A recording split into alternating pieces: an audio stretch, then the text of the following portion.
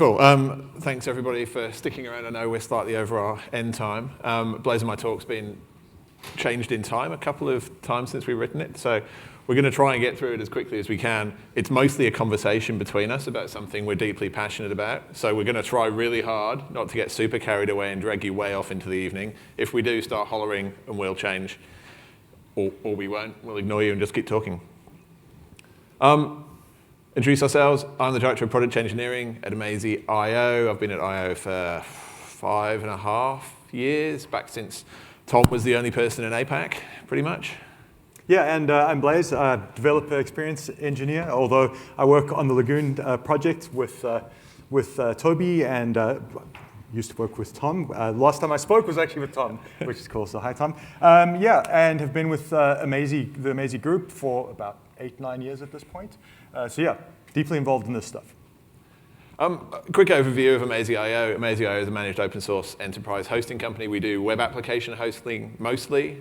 We could host any application. Been around since 2016, so we're coming up on our 10th birthday next year. Fully remote, fully global, about 50 of us. And as well as hosting, we provide a whole heap of that sort of full service, so web application, security, on top of that. Lagoon is our open source application delivery platform. So fully available on GitHub, people can download it. We provide support to some of our competitors who also run web application hosting platforms using it, which is really cool and kind of terrifying at the same time. But core to Amazy.io and the way Amazy works is we really value trust, transparency, and collaboration. So that's why we build in the open. We build in the open with our customers. We take contributions very happily from our customers. And we have that sort of complete service around in the background. There's a fancy diagram that our marketing people like us to show. But we're here to talk about application developers. And we're specifically going to talk about cloud-native application development and how that applies to people who existed in the before times, before cloud-native was a thing. So cloud-native definition, I'm sure we all remember this exactly by heart. You will be tested at the end. But in practice?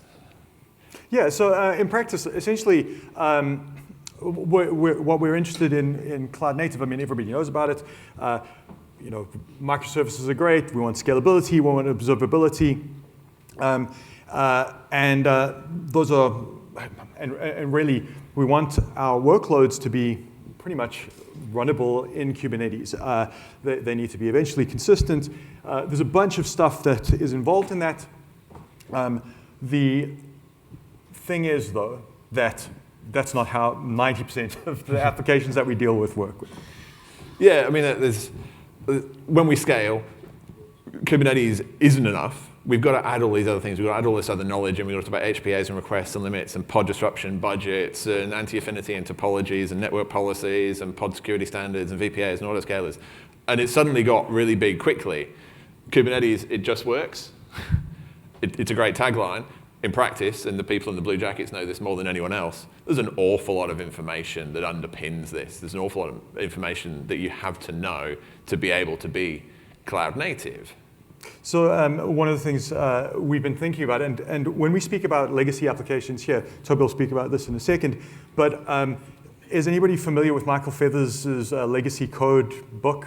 When he speaks about legacy code, he speaks about code that doesn't have tests, right? It doesn't matter when it was written, it just doesn't have tests, right? And so when we speak about legacy applications here, we're speaking about applications really that have been developed without cloud-native design principles in mind, right? That doesn't mean that if you wrote an implementation of LS today in Rust, that would, according to this talk, be a legacy application. It just isn't cloud-native. So, I mean, yeah, we're mostly talking about things like CMSs. I'm going to mention things like Drupal and WordPress and Joomla and Django and these sort of things. They existed in, we'll say, the before times. Languages, frameworks, we're all familiar with. Languages and frameworks change, but the ones that have been around forever will continue to be around. Some of these apps use multiple components, so we're looking at databases, we're looking at storage, we're looking at caches, etc. There's a lot of cloud-native tendencies in there, and the 12-factor app is a really good reference point for those that aren't familiar with the 12-factor app, check your history. 12-factor was sort of announced shortly before Kubernetes became a thing. 2011, roughly. 2011. Yep. So the 12-factor app existed, and then sort of Kubernetes came around, the cloud-native framework and the cloud-native definition came off the back of that. But there's a lot of similarities between the two. Essentially, the cloud-native, the 12-factor was how do we take advantage of the emerging cloud technologies that were around at that point. So people were working in EC2, but Kubernetes was still very, very early, and the container wars hadn't happened or anything like that. But yeah, the 12-factor application framework, or the way of thinking about 12-factor apps, is still extremely relevant today. And I mean, these applications, they've got custom tooling. So you've got CLI tools, you've got package managers, you've got Composer, you've got Yarn, you've got pip, you've got whatever. You've got specific workflows for each of these apps. So it could be like dev stage prod workflows, content migrations, it could be promotion type stuff. Each of them's got their own methods. So each language and each application has its own idioms, their use of environment variables. Can someone settle on a single connection string standard for databases, please? And their artifacts, the way these applications publish their consumables, could be a Docker image, could be binaries, it could be available from source, it could be a whatever, a snap package, etc. But likewise, each developer that works on these applications and these tools have got their own custom tooling, CLIs, helper scripts, bash files, make files, dot files, that kind of stuff. Each developer, each team's got their own strategies for Git branching, dev merge, whatever. The way they work, how they do source management, how they do their update cadence, how they talk about automated dependency management. These things differ wildly, but each of these applications tends to have a standard method of doing it. So there's a commonality inside these applications that we really need to look a little bit into when we're talking about how to bring these across to cloud native. And we do this by trying to get into that developer mindset. We're not asking these developers to go fully cloud native and to sit down and to learn every single last dot, because that's not going to work. And I promise you, last time today, who in here is a developer? Who in here would consider themselves a cloud native developer? And who would consider themselves a legacy application developer? Yeah. Yeah, I think this is good. That's good. It's so you sort of see what we're coming to. You've all made that leap across to understand what cloud native is. This talk is probably for the people that aren't in this room, and they're sort of terrified of coming to this kind of conference because they're afraid they're going to get just YAML poured at them all day long and forced to, apologies to Tom, dive through Docker image inspects and see pods spinning up and down. It's terrifying for a lot of people who just want to focus on building the same tool they've been building for the last 20 years. But they've got expert skill sets. The skill sets they've built and honed building these applications, running these applications, and running these applications at massive scale.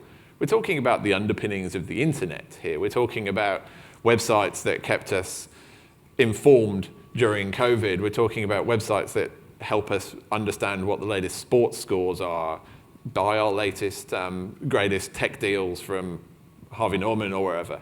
Harvey Norman, notwithstanding, has really odd practices on waitlist things on its website. But caching, performance optimization, they aren't explicitly covered in that 12-factor app. And they're not really covered in the cloud native definition. But they're critically important to making sure your app is 12-factor and to making sure that your app is cloud native ready. So these are skills we need to harness. We just don't want to terrify them and create additional burden on them. So yeah, when I was thinking about this talk, we informally inside of Amaze.io have the notion of Lagoonization. And we thought that probably wasn't what we wanted to speak about. So I was thinking about really what is it that we're trying to do with these web apps, right? With these SaaS apps and so on. And essentially it's taking them out of a specific kind of context and putting them in a new context, which is really Kubernetes for us. What's important here is that we're dealing with a fundamental tension between two different ways of looking at the external environment, so the world that your apps are deployed in. And so being an immigrant myself, and I'm sure a lot of immigrants in this room would agree, moving from one place to another and getting naturalized there is really about adjusting to the really odd differences that are probably invisible to, like the cloud native people that lived here. So what we're interested in when we bring projects into Lagoon and into Kubernetes via Lagoon is how do we make that process straightforward? How do we insulate developers and, in fact, the technologies that we're bringing across? How do we insulate that from this new environment to some degree? Yeah, we can move to the next one. So what we have here, I mean, this is just some random, it's not random, it's fairly arbitrary the way that this is set out. But if you take a look at this, what we're targeting when we're talking about cloud naturalized is these apps that kind of, and 12-factor apps are a really good example of this, these apps that are able to be manipulated in such a way, pretty much like ROMs, like from old machines, like running them in new environments. How can we take these apps that were developed for just running on a Hetzner server and move them along these gradients of observability, scalability, and so on in such a way that they become closer to the ideal that would be cloud native? And if you look in the bottom left-hand corner over there, you've got a bunch of these red ones, which you can run Doom on Kubernetes, right? Doom is never going to be cloud native. You can run Doom on anything. Yeah, exactly. Right. So that doesn't mean that they're in the bottom left-hand corner there. It doesn't mean they're bad apps. I mean, that could be the latest games that you run on your machine. It just means that they cannot be moved along these gradients to be more appropriate for scale in Kubernetes. And obviously, we talk about the process of doing this. Not everything can be sort of cloud naturalized. There are some things that don't work. There's some things that aren't great candidates. We come across this all the time in working with clients, customers, and the open source community. I mean, some Docker images that you get for an application, it's a preloaded VM. It's got its webhead, it's got its cache, it's got its database, it uses SQLite. It's a massive Docker container. And at that point, you're just running a virtual machine inside Kubernetes. There's better solutions for that. Database storage requirements could be really inflexible and not work in that kind of cloud native space. The poor scalability, the way the application's built. Very rare we come across these. They happen from time to time. Customers are quite often sad or happy that their app can't be really easily cloud native converted and they've got to go through a whole rewriting process. One of the important things that we look at, and I'll go through this really quickly because ontology speak after 5 o'clock is not a great place to be. But when we think about Kubernetes, we've got a familiar set of terminology. We've got namespaces, deployments, pods, volumes, services, ingresses, cron jobs, RBAC, etc. From a Lagoon point of view, because we're really looking into that developer mindset, and we're trying to work out what works from a developer point of view. Our particular application, Lagoon, takes a Docker Compose file and augments it quite a bit and converts it to run into Kubernetes. Similar to what Compose does, but has smarts to account for this cloud naturalization layer. So in Lagoon, we talk about projects, environments, deployments. Deployment is slightly different in the Lagoon term than a Kubernetes term. Services, again, slightly different. But we've still got routes, tasks, users, roles. It's a similar kind of vocabulary. Importantly, though, that vocabulary will be more familiar, and we found it to be more familiar to devs that deployed in the olden times, basically. And that is a really important thing. So we take this project environment thing to make namespaces. So namespaces are secure. An individual project can have multiple branches. Each branch exists in its own unique namespace. We'll craft deployments for most of these Docker Compose services. And we'll add things like the backups. We'll add the metrics endpoints. We'll create services from some of these services. So it could be that we abstract away the database. So rather than running a MariaDB or MySQL or Postgres container, we'll create a service that talks back to a managed database service. So we'll replace that deployment with a service. We've also got cluster-wide services that come in there straight away to have logging, mail, and some other things as part of that deployment. We can do the routes, we can manage those. They're all pretty straightforward. And Lagoon's API will handle the users and groups. Most importantly, 98% of our customers have zero access to Kubernetes. They don't have access to their servers. They don't have ability to view pods, to view any of that stuff. They can SSH in, but they can't view logs. They can't see what's happening. So we've really got to abstract this stuff away. And that means we've also got to work out how to work with wider Kubernetes and cloud-native tools. So things like image registries, how to work with storage interfaces, metrics, observability, telemetry. So we have consistent labeling, so we can do Kyverno stuff in the background away from that user view, so the user can really just focus on what they're doing. It does mean we miss some stuff out. We have to remove some things. If you're running like PHP MyAdmin to look at how your database is going, if you've got a nice UI on top of your search service, we're not going to translate those into cloud-native objects, because that's a sad place to be. It's a massive security hole. So we'll ignore some of those things. We'll expose only the ports we need to for search, and we'll just Lagoon type none some services.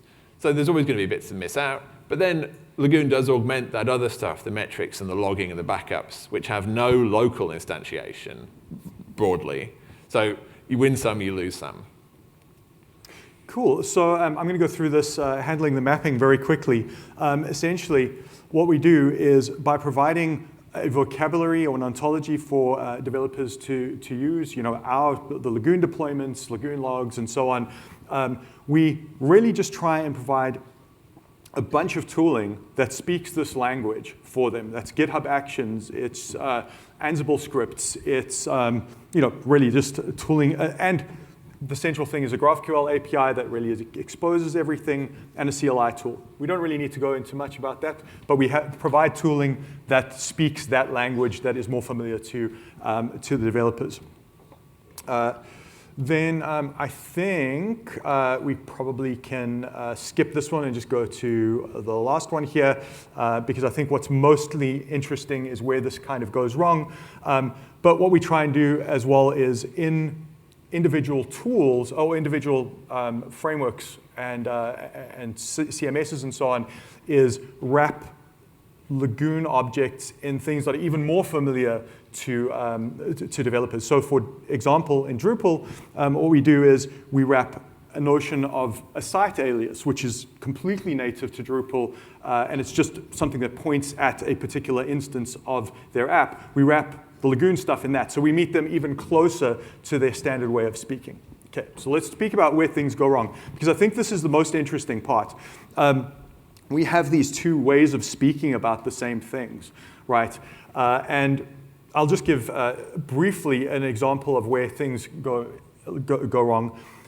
Take, for instance, if you were SSHing into your standard server, a single server somewhere running on a head snow, something like that. You SSH in there, you put a little printf in your code because something's breaking and you want to debug it live. We've all done it. Well, maybe we haven't all done it, but those who have been around long enough have all done it. With Lagoon, if you SSH into a CLI pod, what's happening in the background is we've got an nginx PHP pod, we spin up a new pod, and you SSH into that CLI pod. You know how these images are built.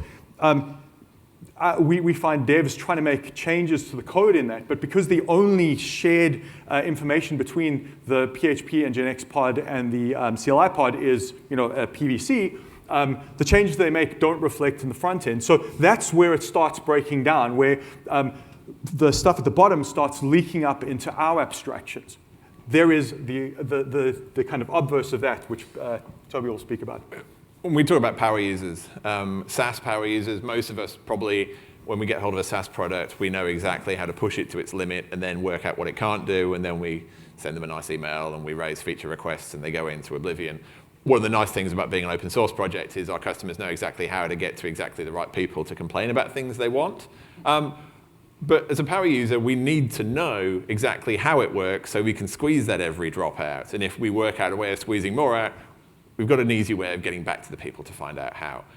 There is a sweet spot between flexibility and footgun. It's very easy to make yourself a very sad person when you've got so much power. But we work with these users to make sure that their development model can be extended or tailored to work the way that our ontologies require.